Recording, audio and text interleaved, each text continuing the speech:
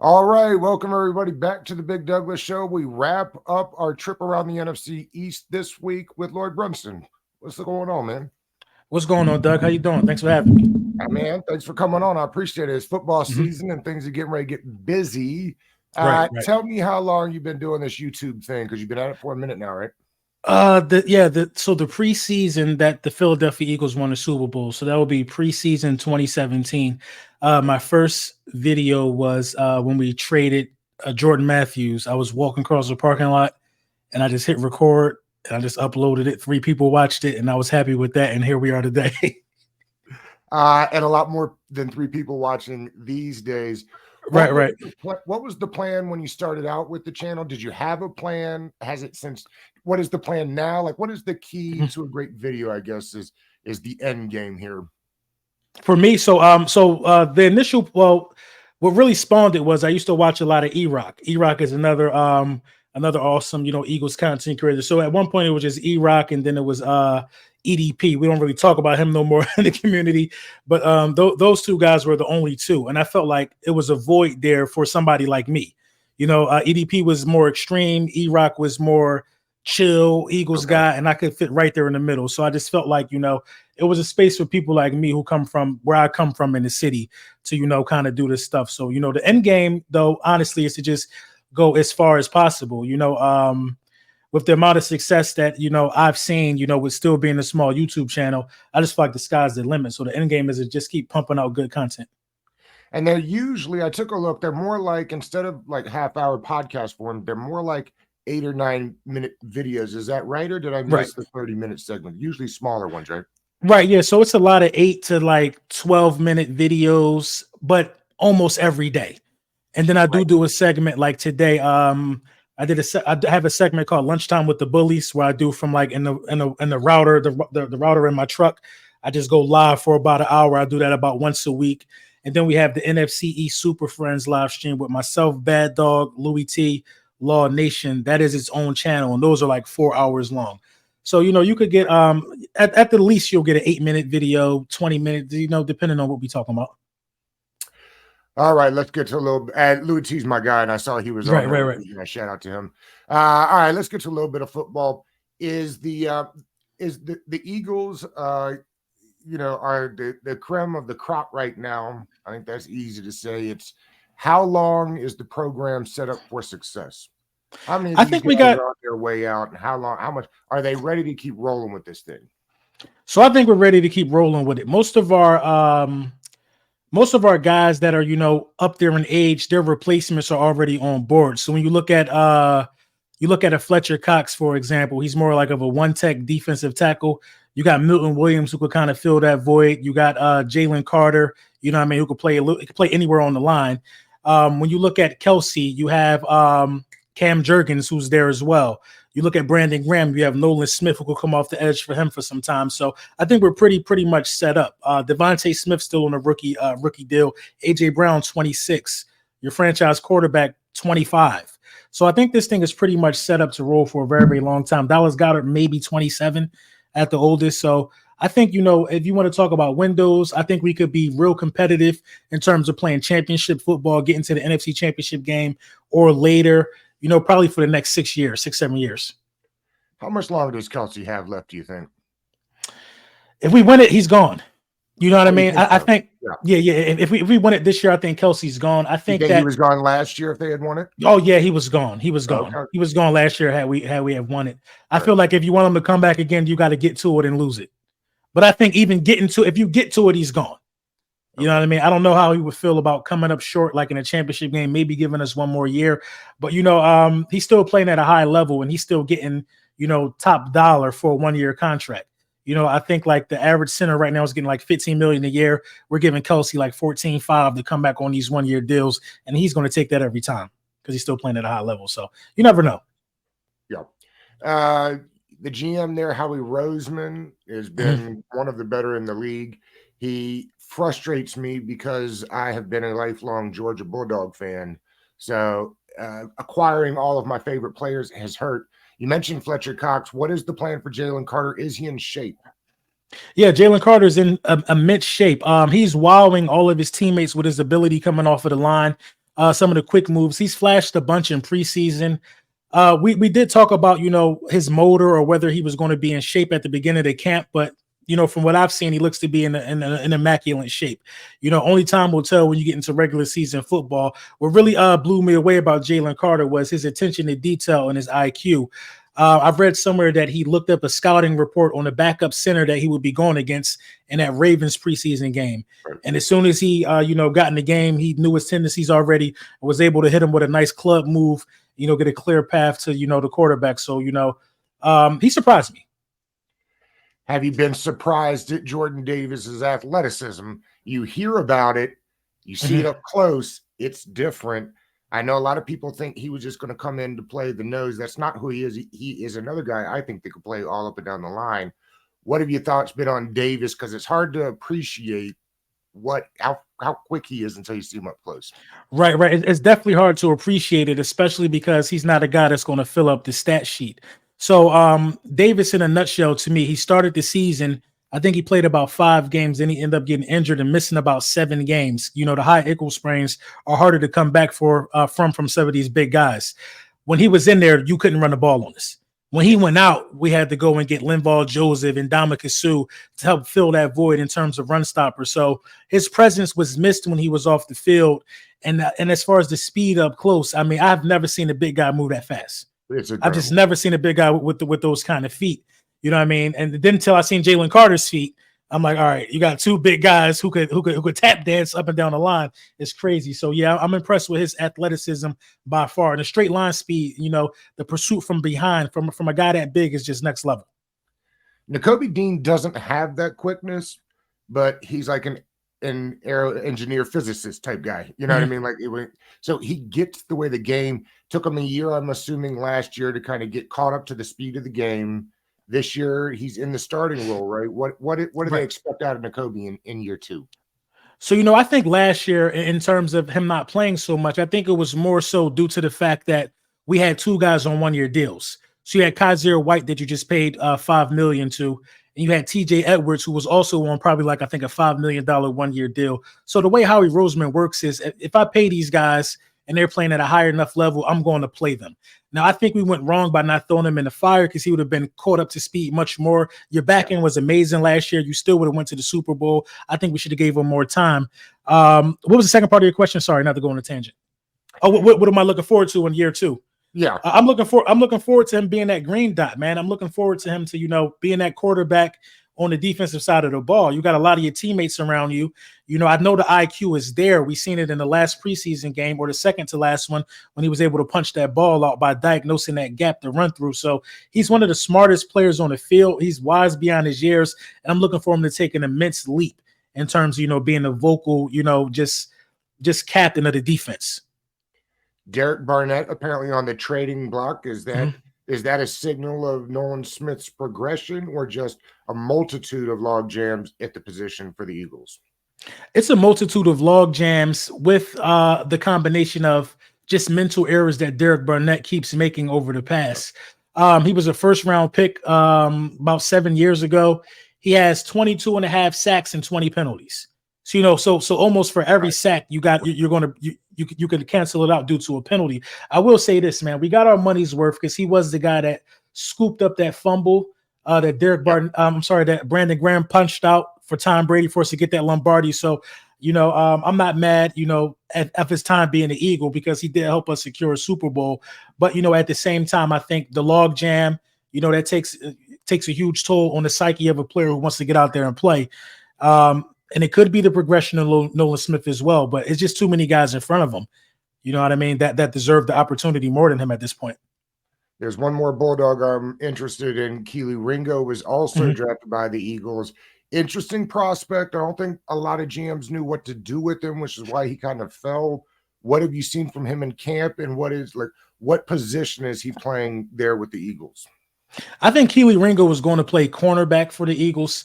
What I've been seeing from Kelee in camp is that Kelee could run stride for stride with anybody. Yes. The issue with Kelee is more so the issues with tracking the ball once it's in the air.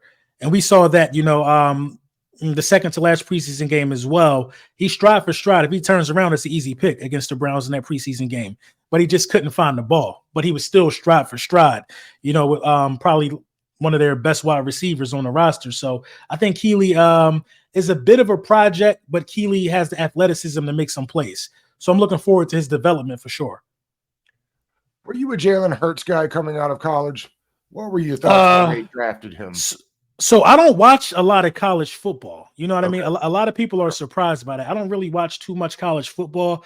But when we drafted Jalen Hurts, I was absolutely furious, if you want me to be honest, because Carson Wentz, you're right. Carson Wentz is coming off of being the first quarterback in NFL history to throw for 4,000 passing yards without having a 500-yard receiving receiver. It's never been done. So I'm thinking, my mindset is like, when you're in this draft, get him more weapons, because he can throw for 4,000 passing yards without a number one wide receiver, just a couple of tight ends. And then when you draft Jalen Hurts in the second round, you're like, well, what's going on? Like, is the league shifting towards this trend where you have a Taysom Hill guy for a different package every now and then, or whatever the case may be? So I was confused. And, that really spawned a lot for me. I learned a lot about Howie Roseman, and I learned a lot about, what the Philadelphia Eagles want. And I also learned that Carson Wentz just wasn't mentally tough enough to be able to go in there. I think so. I think that was the straw that broke the camel's back. He felt replaceable in that regard. You could have got him an offensive lineman. You could have got him anything with that second round pick. But, in hindsight, Howie Roseman was correct. And it didn't take me long to be on board with the pick. After the season that Carson Wentz had after that, we ended up going 4-12. He ended up getting benched. He was throwing a pick after pick after pick. And now you have the Carson Wentz that you have today. You know what I mean? He's never really, pretty much bounced back from that. So initially, man, I didn't understand it. But now, I mean, boy, was Howie Roseman right. You know what I mean? It took me 3 games, and I'm printing up Hurt season hats. Like, I think this kid about to be special. You know what I mean? So Howie was right. I followed suit, and here we are today with a franchise quarterback. Couldn't be more proud. And they also showed how to kind of do it, right? They molded that offense for what he could do and allowed him to get better in the pocket, allowed him to get better with the accuracy and the stuff he was doing in the offseason. Right. It's odd. Accuracy is usually one of those things that quarterbacks don't get better with. It's not one of those things where you can go out, like your feet work can. But Jalen's been very accurate, more than I realized and more than I thought. I expected him to be a good runner. His accuracy with the ball has surprised me. And there was also a lot that went into that. So when you talk about, the leap that Jalen Hurts made, you got to remember that offseason he worked out with Tom Brady. And I looked at Tom Brady's throwing motion really carefully that year. Then I looked at Jalen Hurts' throwing motion. It's almost identical. We're just so used to seeing it from Tom. But, there's small nuances in the throwing motion that you can tell that he's been around, Tom Brady. And it also was his second time having the same playbook, the first time since middle school. So now he has the same playbook. He got the terminology down pat. So the jump from the pocket was inevitable. And then defenses were just playing him with no respect. Like you don't think he could throw. So the answer is not to leave AJ Brown one-on-one and Devontae Smith one-on-one. Right. Because you know what I mean? I can make one of those throws if you give me enough time. So yeah, man, I think the jump was inevitable. I think we're going to see more of a polished passer, even more than we saw this year, actually. Who's brand new coordinators, both of them? Who calls the plays this year? Who's going to call the plays this year? I think Brian Johnson for sure for the offense is definitely going to call the plays because you got that familiarity there. He's known Jalen Hurts since he was 5 years old. Jalen Hurts knows him. They know how to talk to each other. They know how to communicate. And of course, I think Sean Desai is going to call the plays. This is the most talented defense that this guy has ever coached. This should be a breeze. You know what I mean? If Jonathan Gannon, who I thought was incompetent at situational football, if he can get you to the Super Bowl, I think Sean Desai can have an even better season. So you're surprised Gannon got that job out in Arizona? Think it'll be a one and done type deal in Arizona where everybody. Yeah, I think he'll get. See, they bought him some time because they're having a fire sale. It seems they're letting people go left and right. So I think that this first year is going to be just a wash. They'll grade him on a curve, and then he'll get 2 more years after that. If he doesn't produce, then it's going to be bye-bye. But I don't think Kyler Murray is going to allow him to have a successful tenure as a coach anyway. Steichen, I think Steichen will probably have about 3 years as well. Because what I see the Colts, what he tried to do obviously was duplicate what he did with Jalen Hurts. That's why you draft for Anthony Richardson. That's why you run you run the read option. We saw that in the preseason game, so we know what they're going to do. But the key to that is you have to be good in the pocket, like Hurts was. You know what I mean? None of it works if you're not good in the pocket. So yeah, I think both guys will have some ups and downs, but it's hard to say who will stick around out of those two. If I had to put my money on one of them, it would be Steichen for sure. Rank the offensive weapons in the NFC East. Oh man. So I'm gonna go from last to first because it's an easy last for the Giants. So the Giants are last right there. You cannot sneeze at the weapons that the Commanders got. You can't sneeze at it because Dotson is a baller. You know what McLaurin brings to the table. You guys have a tight end that I really like over there. I'm interested in seeing how he continues to develop. But you guys got that run. Yeah, Cole Turner. You guys got the running back over there who ended up getting shot. And he's really hard to tackle. So you got. So I can't give the Commanders the nod over and Gibson, right? Who, if he could hold on to the ball, you could have a special backfield. Not one fumble from Gibson last year. Really, not one. Yeah. That was a 2 year ago problem. So what was the knock though? Why do you think Brian Johnson ended up taking over more carries, more snaps? Gibson needs to be on the outside catching passes. Okay.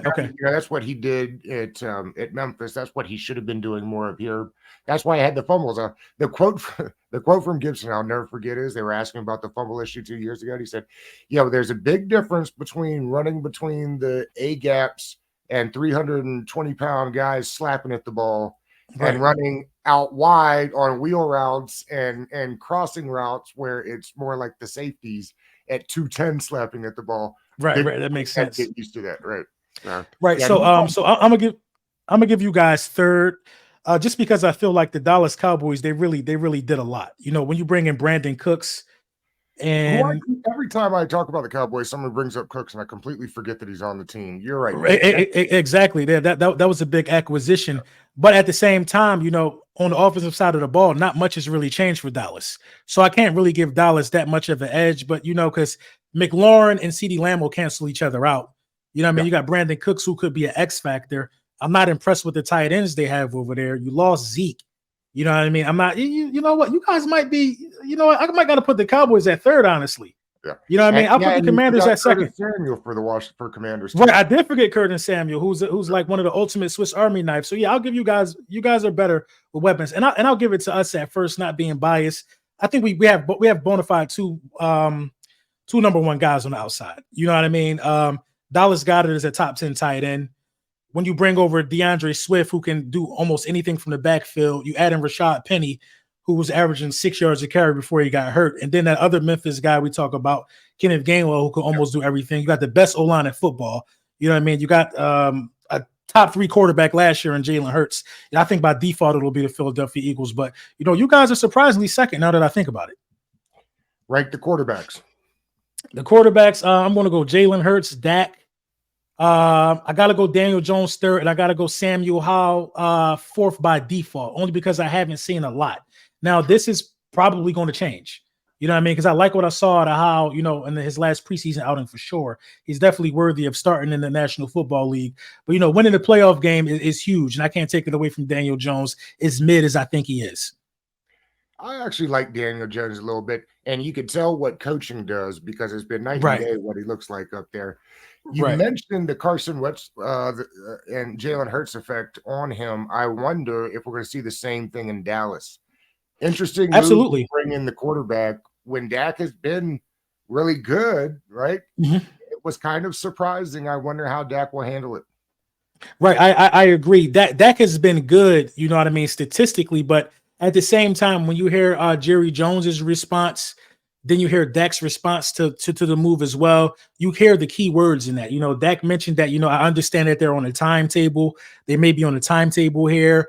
I understand that they're looking to probably look towards the future. That means Dak has been good, but, good in standards of the wealthiest franchise in the world is to be in championship games. And that's somewhere that they haven't been in a very, very long time.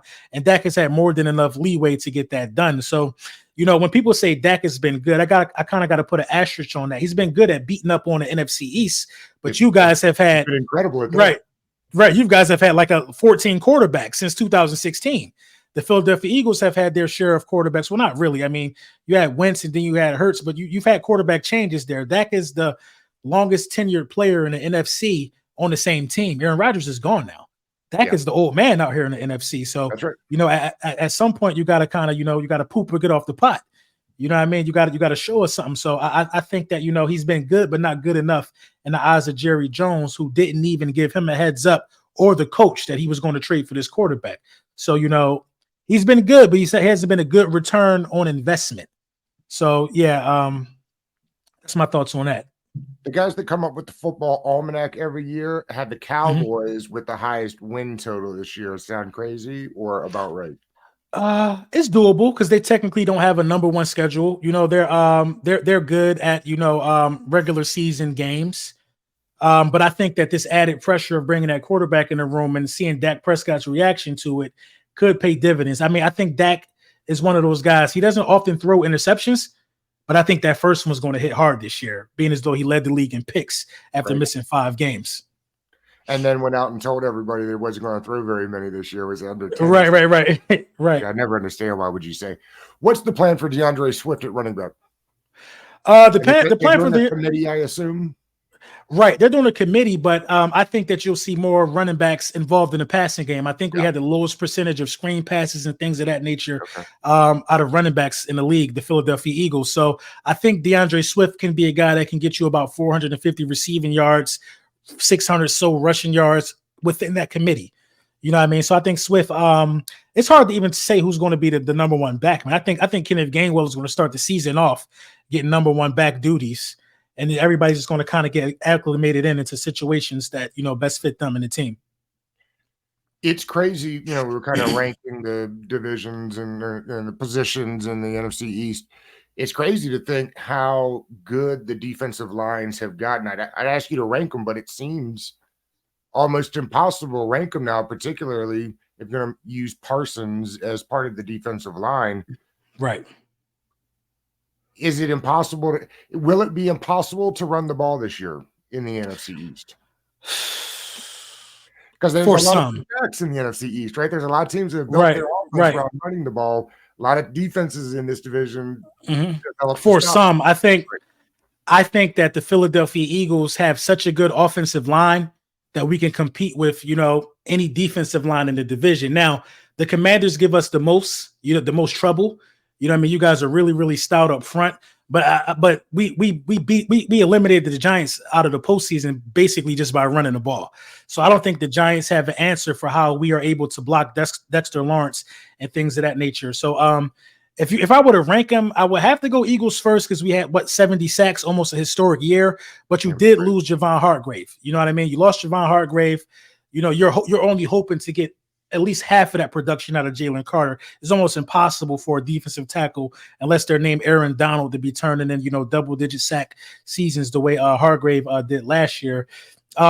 Second, I'm going to go with the Commanders. Daron Payne, Jonathan Allen, those boys wreak havoc, man. Then you got guys like Holcomb, I believe the linebacker. I was really impressed with him. I like when you guys use him, in blitzing situations. So you still got Montez Sweat over there. You know what I mean? These are guys that can get pressure at will as well. Gone. He's with the Steelers this year. Oh, Holcomb's gone? Oh, man. I don't know how you guys let that happen, man. Let him go. I like that dude, man. Right. I am too. I don't know. And I knew that too. But, I'm so impressed with him. I kind of thought he was there. I'm not impressed with Mozzie Smith.